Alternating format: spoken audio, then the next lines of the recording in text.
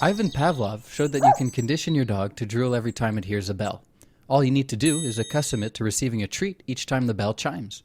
After several repetitions, the mere sound of the bell, a phenomenon previously wholly unrelated to notions of snacks and treats, now stirs up these very thoughts inside the dog's mind.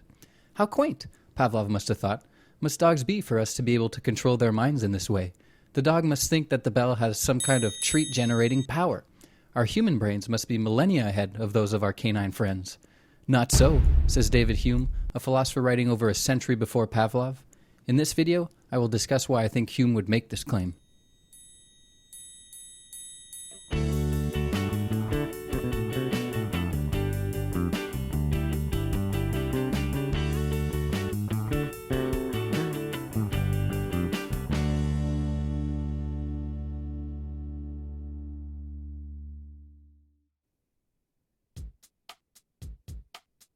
In his A Treatise of Human Nature, David Hume adopted an empiricist approach to philosophy, much like that of Newton that we saw in our previous video.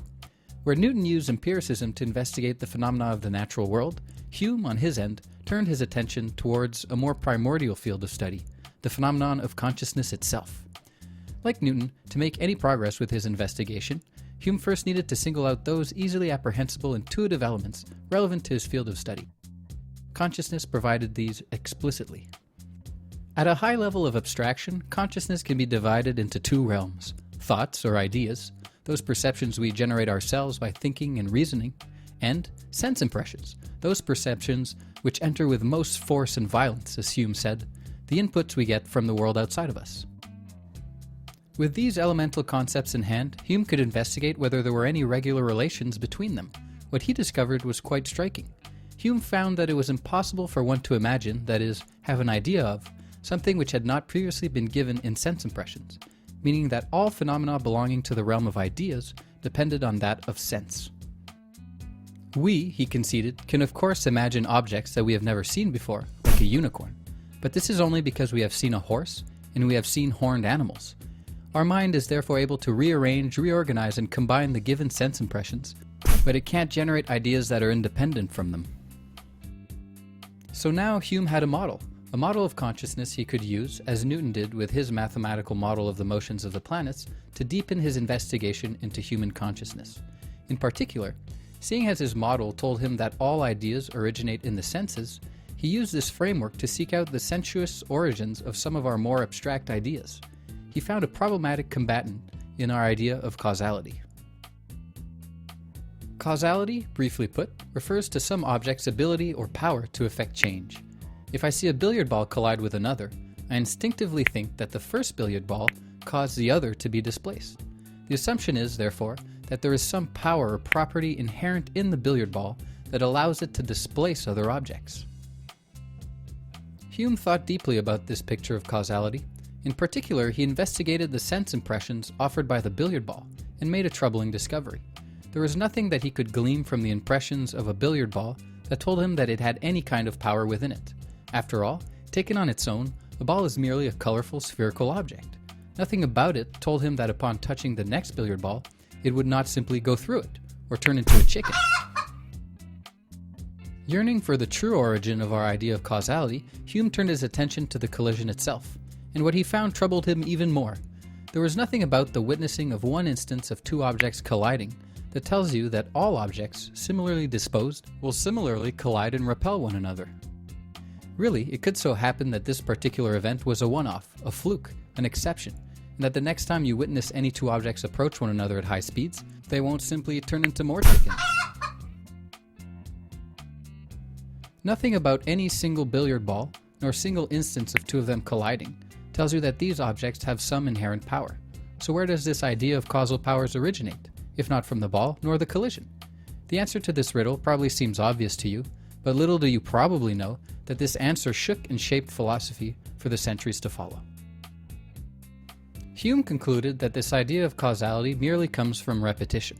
Because we are accustomed to seeing billiard balls collide as they do, we say that they have some causal power to displace objects. Now this is an extraordinary claim. What Hume is pointing out amounts to the following. When I say that this caused that, all I'm saying is that, in all past instances, each time this occurred, that followed. and I can't say anything more about the this nor about the that. This still might sound inconsequential to you, or at least not all that interesting of a point, so I'm going to re-explain it with a little more emphasis. We have two different situations, that of the billiard balls colliding and, for example, that of Pavlov's bell signaling a treat. Both situations present two events that are, for the sake of argument, constantly conjoined. The billiard ball always displaces the other, and a treat always follows the bell. We want to say that there is something fundamentally different about these two cases of constantly conjoined events. Specifically, we want to say that one billiard ball causes the other to be displaced, while we don't want to say that the bell causes the cookie to appear. What Hume points out is that we don't have much in the way of grounds for making this distinction because there is nothing present in our sense impression of the billiard ball that reveals any such causal powers. In fact, both the bell and the billiard ball give equal evidence to their having some kind of efficient power. They give no evidence at all. So you may want to argue that we can readily see that the case of the bell is much less straightforward than that of the balls. The treat is not produced by the bell. Pavlov must pull the treat out of his pocket. Fine. Then Hume can argue that the bell chime causes Pavlov to pull a treat out of his pocket, just as he can argue that one bell causes the next to be displaced. Unsatisfied by this answer, you may appeal to the need to include Pavlov's volition into the picture. It's Pavlov intending to reveal the treat once the bell rings that causes the treat to appear. But here you've run into the first problem anew. Remember that Hume argued that all our ideas originate in sense impressions. In light of this, where does your idea of Pavlov having volition come from?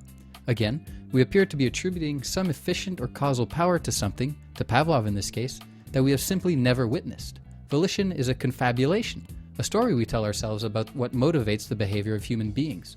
Nothing about Pavlov, or anybody else you might talk to, shows that they have some kind of volitional power inside of them. Discussions about human volition are quite complicated, so let's return to the bell and the balls.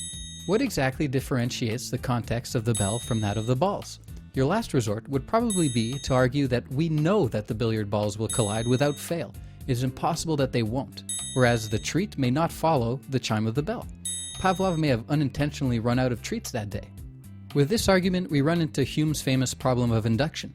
You say that it is impossible for the billiard balls not to collide. Hume asks, why should such a thing be impossible? You answer, because that's the way the world works. Physical objects collide with one another. Hume could then wonder, but why shouldn't physical objects suddenly stop colliding with one another? At this point, all you can answer is, because that has never happened before, and it would violate the laws of physics. Why couldn't something violate the laws of physics? Isn't physics just the study of constantly conjoined events occurring in the natural world? Why couldn't these events stop being conjoined? It just seems like the only reason we have for believing that nothing will is that nothing ever has. Nothing ever has, so nothing ever will.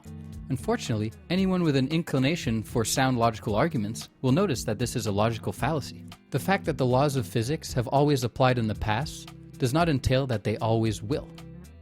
All this leaves us in quite a predicament. How can we differentiate the case of the balls from the bell? Well, according to Hume, it is simply by fiat. It's a subjective determination. Because I said so. In the next video, we shall look at how Immanuel Kant put causality back into the object, and how he argued that the laws of physics cannot be violated.